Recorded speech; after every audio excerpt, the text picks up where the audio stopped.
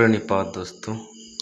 तो आज हम लोग पढ़ेंगे क्लास 12th का हिंदी का चैप्टर नंबर 11 हंसते हुए मेरा अकेलापन, जिसके लेखक हैं मलियज। इससे टोटल हम लोग 100 मोस्ट वीवीआई ऑब्जेक्टिव क्वेश्चन पढ़ेंगे, ठीक है। तो चलिए स्टार्ट करते हैं।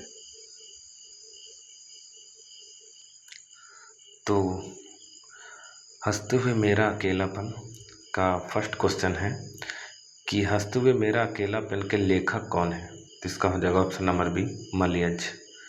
मलियज का जन्म कब हुआ? तो 1935 ईस्वी में, ठीक है। नेक्स्ट है कि मलियज का मूल नाम क्या था? तो मूल नाम है भरत जी श्रीवास्तव। मलियज का जन्म स्थान कहाँ है?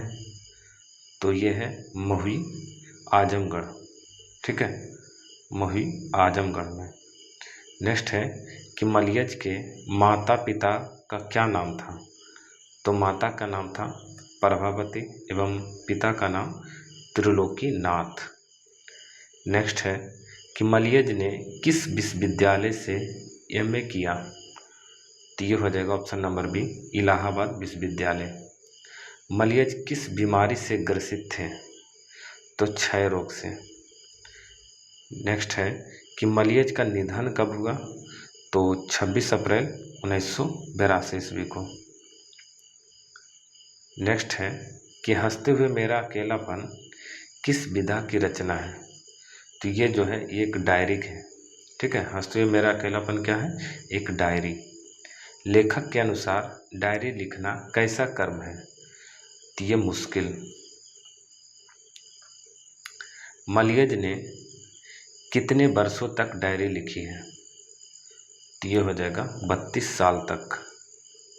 लेखक ने डायरी की शुरुआत कब की थी? तो 15 जनवरी 1951 ईस्वी को। आदमी यथार्थ को जीता ही नहीं, यथार्थ को रचता भी है। यह कथन किसका है? तो मलियज का। लेखक के अनुसार सुरक्षा कहाँ है? तो ये हो जाएगा सूरज की रोशनी में। रानीखेत में लेखक ने किस पेड़ को देखा था? तो ये हो जाएगा देवदार का पेड़।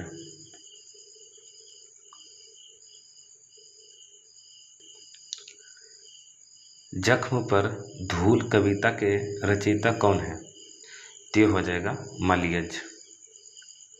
संवाद और एकालाप किसकी आलोचना कृति है? तो ये मलियज का। लेखक ने किस विभाग में नौकरी की थी? तो कृषि मंत्रालय में। मलियज के स्वभाव के बारे में क्या सही है? तो ये एक अंतर्मुखी थे। कविता से साक्षात्कार किसकी रचना है? तो ये हो जाएगा मलियज का। मलियज ने किस संस्था से विशिष्ट संपर्क रखा था? तो ये हो जाएगा परिमल संस्था से। हंसते हुए मेरा अकेलापन डायरी के संपादक कौन है? तो ये हो जाएगा डॉक्टर नामवर सिंह। हंसते हुए मेरा अकेलापन डायरी के संपादक कौन है? तो डॉक्टर नामवर सिंह है। लेखक के अनुसार रचा हुआ यथार्थ कैसा यथार्थ है? तो ये हो जाएगा स्वतंत्र। एक कलाकार के लिए यह निहायत जरूरी है कि उसमें आग हो और वह खुद क्या हो? तो वो ठंडा हो। रानीखेत में मिलिट्री की छावनी के लिए क्या काटे जा रहे थे? तो पेड़।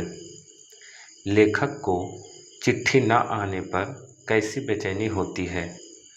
तो ये हो जाएगा ऑप्शन नंबर सी, मन बेजार हो जाना।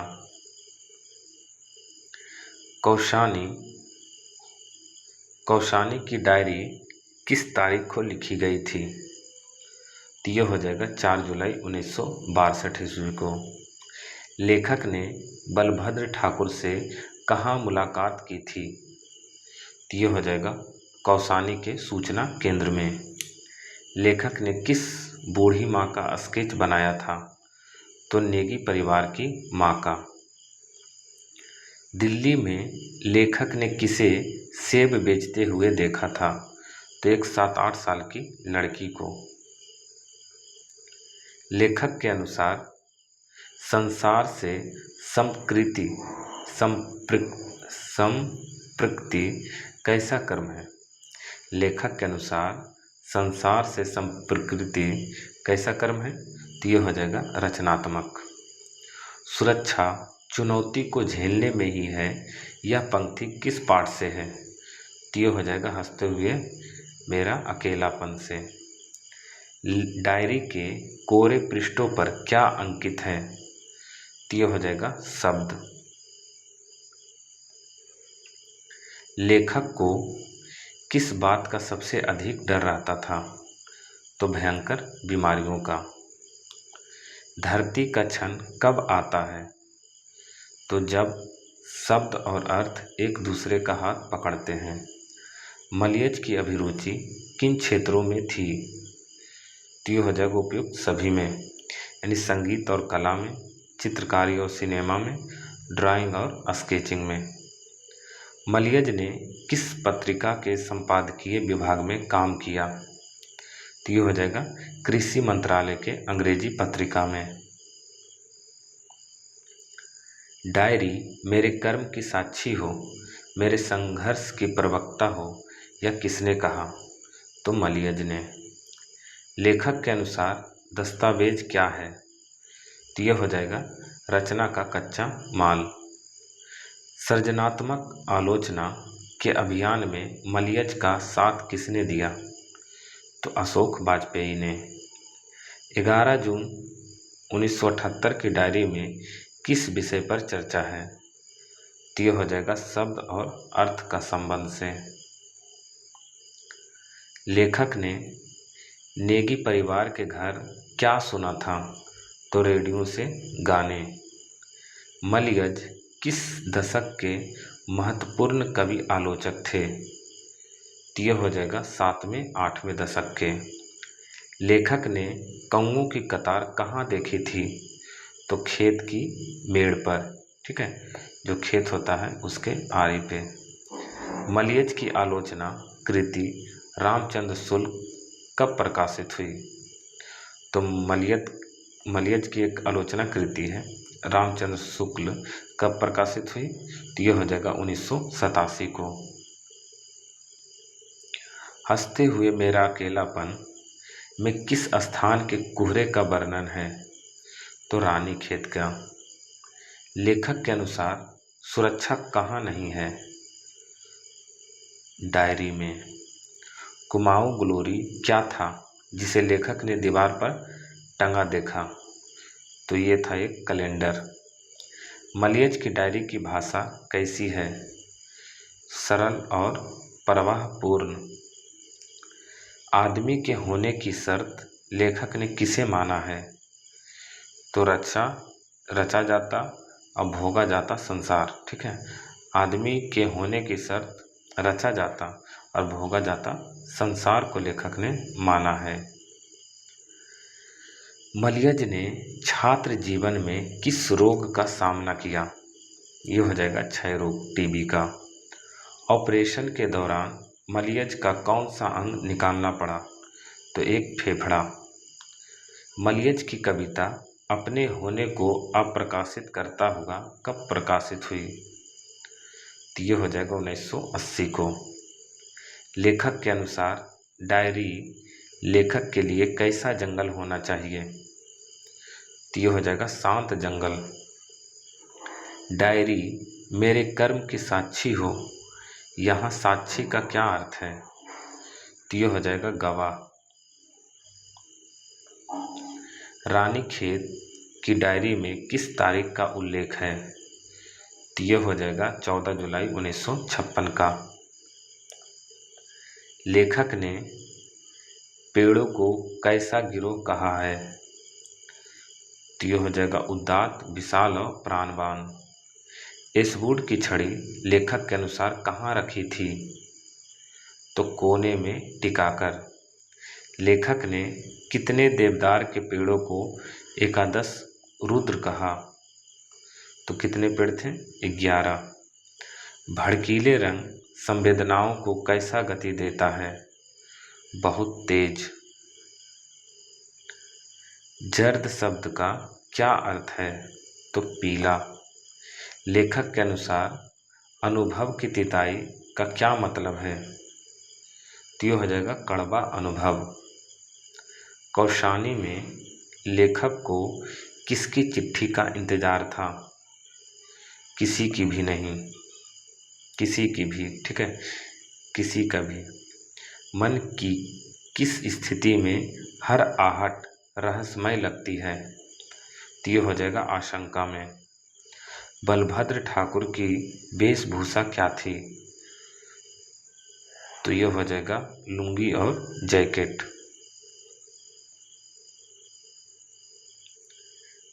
लेखक ने कौसानी में स्वयं को क्या माना था? मेहमान और किराएदार। नेगी परिवार कहाँ रहता था? तो कौशानी में। तटस्था की मांग कौन सा लेखन करता है? तो ये हो जाएगा डायरी और लेखन।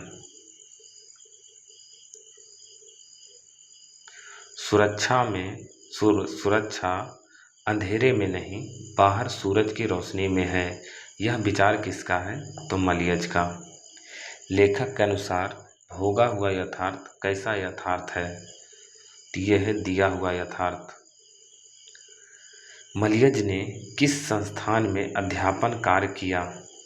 तो ये हो जाएगा केपी कॉलेज इलाहाबाद। लहर कविता के विशेषांक का संपादन मलियज ने कब किया? तो ये हो जाएगा 1960 को। शमशेर पुस्तक का सह संपादन मलियज ने किसके साथ किया? तो सर्वेश्वर दयाल सक्सेना के साथ। मलियज की रचना हंसते हुए मेरा अकेलापन का प्रकाशन किस वर्ष किया गया? मलियज की रचना हंसते हुए मेरा अकेलापन का प्रकाशन वर्ष क्या है? तो यह है 1982। लेखक ने डायरी के लगभग कितने पृष्ठ लिखे थे? तो 1500 पृष्ठ लगभग। महुई गांव किस राज्य में स्थित है? तो यह हो जाएगा उत्तर प्रदेश। मलियज की मृत्यु के समय उनकी आयु क्या थी? तो 47 वर्ष। आदमी यथार्थ को रचता भी है, यहाँ रचने का क्या अर्थ है? तो निर्माण करना। कोहरा लेखक की दृष्टि को कैसे काट देता है? तो कच्चे फीते की तरह। लेखक ने अपने बच्चों को क्या कहा है? रचे हुए यथार्थ। संसार को लेखक ने किसका नाम दिया है? तो यथार्थ के लेन देन का। प्रतीक्षा का डर लेखक को कब सताता है? तो जब घर वाला देर से लौटे। मलियज की डायरी उनके जीवन के कितने वर्षों का लेखा जोखा है? तो 32 वर्षों का। स्फुट शब्द का अर्थ पाठ के अनुसार क्या है? दबी दबी। बरजे शब्द का क्या अर्थ है? गैलरी। लेखक के अनुसार मानवीयता किसके बिना अधूरी है? तो इसका हो जाएगा रचनात्मक कर्म के बिना। चित्रांकन में मलियज की कैसी रुचि थी? गहरी रुचि। शब्द अर्थ में और अर्थ शब्द में ढलते चले जाते हैं, यह कब होता है? कविता के मूड में।